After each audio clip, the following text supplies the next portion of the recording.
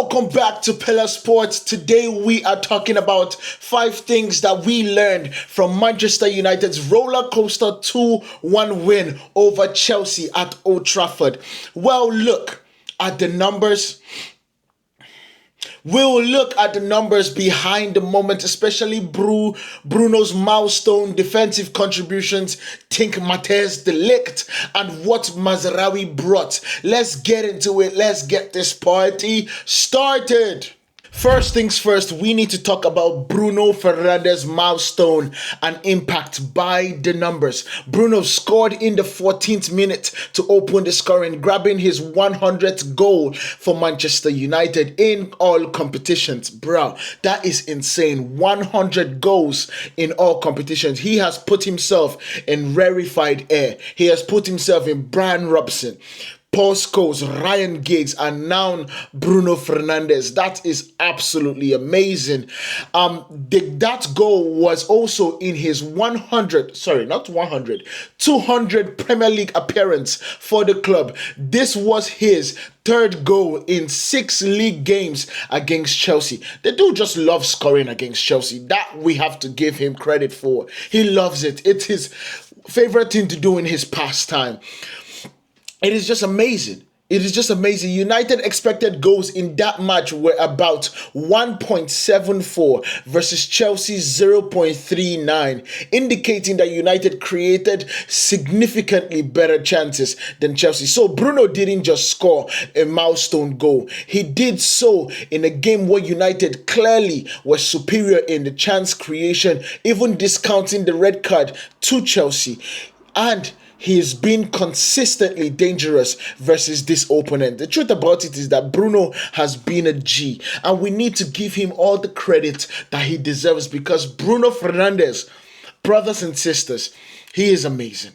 He is amazing, and I'm absolutely glad to know that Bruno is part of Manchester United. It is just amazing. So let's go into the next one. This is point 2. Second is Matthijs de Ligt's reliability under pressure, which, when you're looking at Matthijs de Ligt in this team, a lot of people do not give him the credit that he deserves. While specific interception and clearance numbers for de Ligt versus Chelsea in this match are less detailed in the public sources, these are the observations that I noticed, and they are very clear. Matthijs de Ligt's presence helped force a punch clearance, Jorgensen to punch in behind.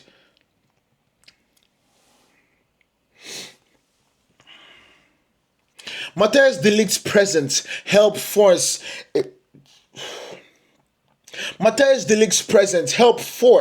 punch clearance off one of United's early crosses, which came after Mazraoui's walk on the right. When United were down to 10 men, after Casemiro was sent off just before halftime, de Ligt helped maintain defensive composure, managing to limit clear-cut chances from Chelsea, especially in the closing stages of the match. United conceded via a late header to Chalobah in the 80th minute, but until then, de Ligt and the defense largely kept Chelsea out, despite the visitors having more balls in the part. Thus far, Matthijs de Ligt's tactical positioning and decision making were key in soaking up pressure, and especially with one fewer man. The truth about it is that Matthijs de Ligt should be getting more praise than he does. He should be getting more praise than he does, because Manchester United, and because he is a defender, and Manchester United concede goals, we do not give him the credit that he deserves. You understand? For instance, now, Bruno Fernandes being an attacker and a midfielder, he will get 19 goals and 19 assists. Every single person in the season will say Bruno had a really good season. But for Matthijs de Ligt's considering 56 goals in a defense, even though he had about 600 clearances and 500 tackles, nobody would really give him the credit. They would all look at, bro, you conceded 56 goals. That's all they would look at. But Matthijs de Ligt has been ecstatic. He has been amazing. He has been beastly. He has been all we wanted him to be as a defender of Manchester United. And I have to give him that credit. Amazing job from Matthijs de Ligt. 3 is Mazraoui, the unsung workhorse and creator. Mazraoui provided the cross from which Patrick Dogo nodded down for Bruno's first goal in the 14th minute, which was a crucial assist initiative in the opening goal. He was also involved in the build-up for the second goal too. Some build-up from the right wing involving Šeško, and then a corner from which Casemiro scored after Mazraoui's early cross triggered this action. His defensive contribution held up well. United replaced him in the 65th minute, indicating that he had done enough in that role. He helped contain Chelsea's wingbacks, limiting dangerous crosses and contributing to early defensive stability, especially before Casemiro's red card. So Mazraoui was not just about supporting attacks. He pulled his weight defensively and played a crucial role in both of the goals. That is Maza.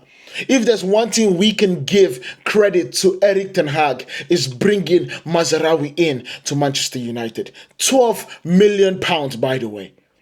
£12 million, by the way. That is the most of value that we have gotten in Manchester United apart from Bruno Fernandes. It is amazing. My God, Mazraoui. Somebody that can do whatever you put him to do in that pitch. Take him to different positions. He can do it. Intelligence in a different stratosphere. Versatility in a different ballpark. Mazraoui is truly a leader amongst men. Now going to 4. Discipline and turning points. The stats that shifted the momentum. Chelsea's goalkeeper Robert Sanchez was sent off in the 5th minute, just after 4 or 5 minutes in, depending on the source that you basically look at. A foul on Bryan Mbeumo outside the box. Now, the key thing about this situation is that it was outside the box. If it was inside the box, the double jeopardy rule then comes into play. What is the double jeopardy rule, you might ask? The double jeopardy rule is that you do not deserve to have 2 punishments of that great magnitude. That basically means we are not going to give you a red card and give you a penalty at the same time. But when you are outside the box, now it's a free kick. It's not a what do you call it? It's not a penalty, and it's not in that grave of a punishment where you come into the double jeopardy rule. That is the mistake that Sanchez make, and that right there was the bozo part of it. If Sanchez let him come into the 18-yard box and then brought him down at that particular position, then you have him getting a yellow card, but then getting a penalty at that. You understand? So it's where the situation lies. You even literally see Maresca say in his post-match conference, I preferred him to literally let Bryan Mbeumo go score the goal, so we are 11-11. Because I believe my team would come back in that position. But he did not. He wanted to come out and clear the ball, and he absolutely failed. United took advantage quickly. Bruno scored in the 14th minute. However, United also reduced to 10 men when Casemiro received his second yellow card just before halftime in the first half stoppage time. That was one of the things that pissed me off the most. I never thought that was a red card. Plus, it has to be better. Casemiro has to be better in the way he looks at things for him not to go into that situation, especially being on a yellow card, to get another yellow card. That would absolutely be a wrong thing to do. We literally saw Kobe Mainoo warming up to come and replace Casemiro until Casemiro did that. It was the most annoying thing about it, because Manchester United would have scored 3-4 if we had 11 men on that pitch. That I truly believe. Despite both teams being down to 10, a large chunk of the game, United maintained better chance creation, 1.74 versus 0.39, and limited Chelsea's shots on target. Sources suggested that Chelsea only had 1 shot on target after Chalobah's goal. It is crazy. It is crazy to me, honestly. And last point, but not the least, last game nerves and set piece vulnerabilities. Chelsea's goal came from 80th minute from a header from Chalobah off a set piece. Now, the truth about this situation is that was where I was like, bro, why didn't you leave Harry Maguire in this game? There was no need for us to get Euro in. Give Euro the day off. Give Euro the day off and just allow Harry Maguire play the rest of the game, because I truly believe if Harry was in that team with Matthijs de Ligt, that ball doesn't go in. That ball doesn't even get to Trevor Chalobah. It doesn't even slip the dada way Trevor Chalobah get. You understand?